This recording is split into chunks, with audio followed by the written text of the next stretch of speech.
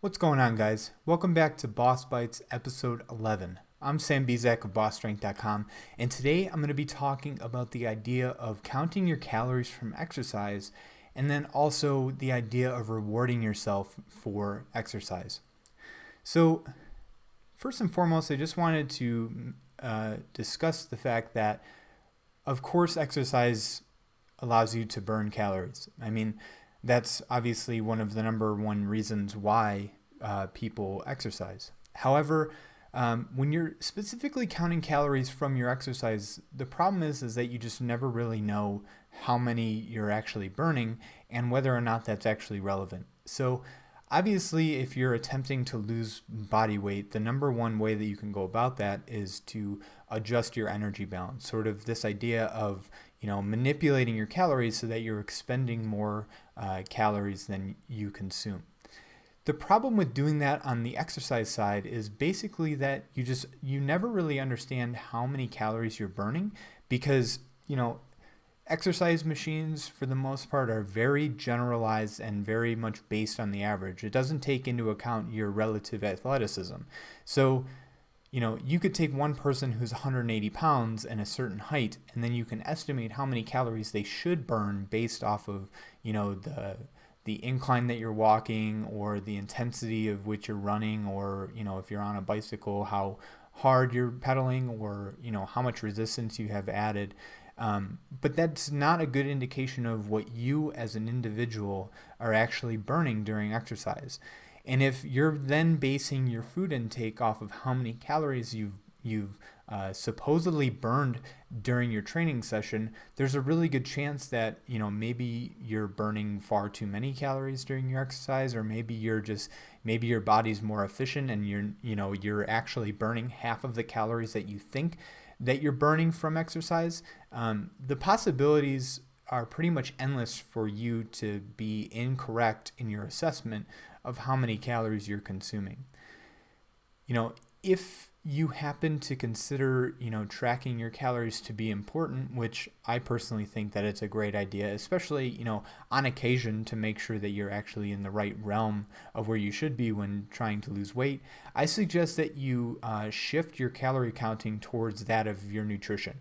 The reason that I say that is because you have very tight control over how many calories you're consuming, and you also have control over the types of calories you're consuming. You can manipulate how much protein and how much fat and how much carbohydrate you're actually consuming on a day-to-day basis, which can help you reach success pretty quickly.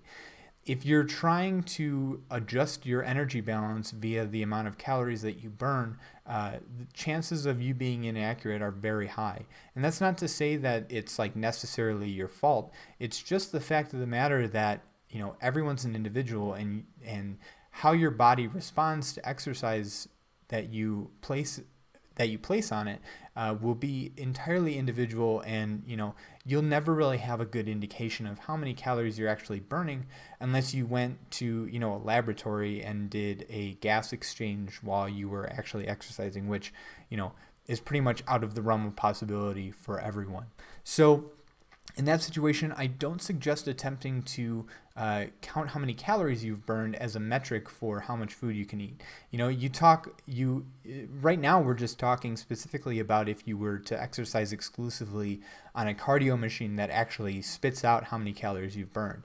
When you start to get into, free weight exercises or just about anything in terms of resistance, it becomes even more wonky of how many calories you're burning, because, the amount of calories you burn will depend largely on how much weight you're lifting, how many repetitions you're doing, how many sets you're doing, how long of rest in between sets you're doing. It just becomes way too ridiculous to even attempt to consider how many calories you're burning through exercise. So overall, I suggest don't do that. If you're going to, actually pay attention to your calories, I suggest doing that almost entirely from your nutrition, and, don't consider how many calories you're burning through exercise. Obviously, you can work really hard, and you can make note of the fact that like some days your workouts are more intense than others, and that might warrant an increase in calorie intake.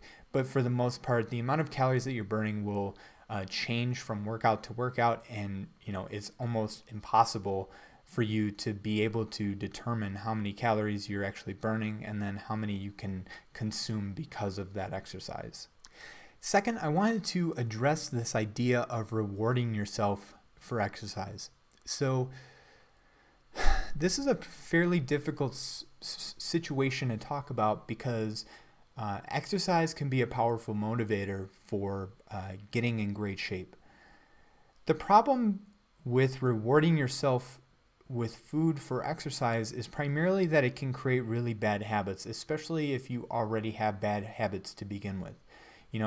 One of the things, I think this idea of rewarding oneself for food is something that's very popular with people who are, have probably the worst habits. And that's not to say that, they're wrong for doing that. The problem is I think what a lot of people are doing is they're trying to make the process a bit easier on themselves, which I totally get.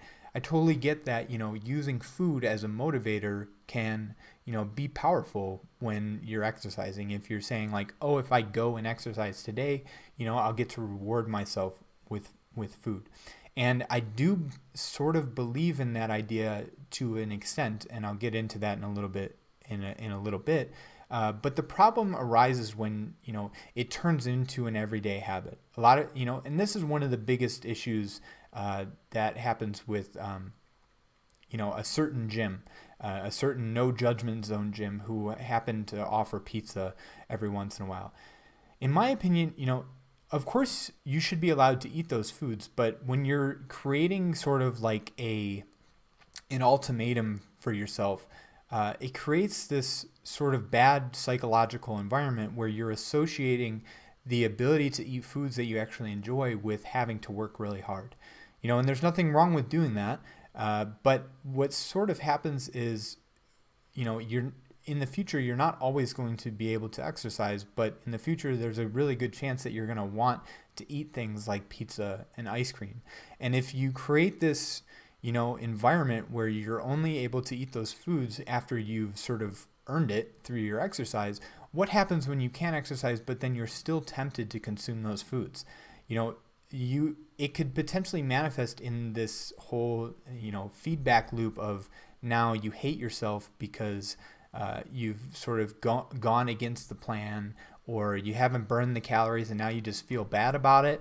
That's not a good situation to be in, and it's something that's real, especially if you're even considering the idea of rewarding yourself with food for exercising. Now, this is a bit different than recognizing the amount of food that you're planning on eating or the amount of food that you've eaten and then upping your training intensity. I'm personally a big fan of that because I do it. I do it with carb cycling and calorie cycling on days where my exercise is very intense, or if I have a really high volume of training, of course I increase the amount of carbohydrates that I'm consuming. And sometimes even if I know that I'm going out for dinner, if I'm planning on going out for sushi, something that's like really high in protein and really high in carbohydrate, or on Thanksgiving, I have a personal tradition that I love to work out in some fashion before I'm eating, so that way I know that the excess calories are being put to good use. In my opinion, that's significantly different from saying I have to run X amount of miles so that I can eat X amount of pieces of pizza. That's different. That's like creating a terrible habit of only being able to consume food because you've earned it. That's different from saying I have a big workout today. I think, I'll be able to, or I'm planning on eating a big meal tonight. I want to increase the amount of work that I'm doing in the gym just to compensate. Doing that on occasion is significantly different from, specifically having the habit of rewarding yourself with food. Now, I'm not saying that this isn't a tool that you can use. Of course you can use it if you really absolutely need to. I'm just trying to express that if you start creating the habit of rewarding yourself with food for exercise, you can potentially create these bad habits and also create this bad psychological environment where if you aren't able to exercise but then still continue to consume those foods, it's not exactly conducive to feeling great about yourself. So I just wanted to clarify that, and I wanted to give my 2 cents on the subject of rewarding yourself with food for exercising. So I think that about wraps this one up for today.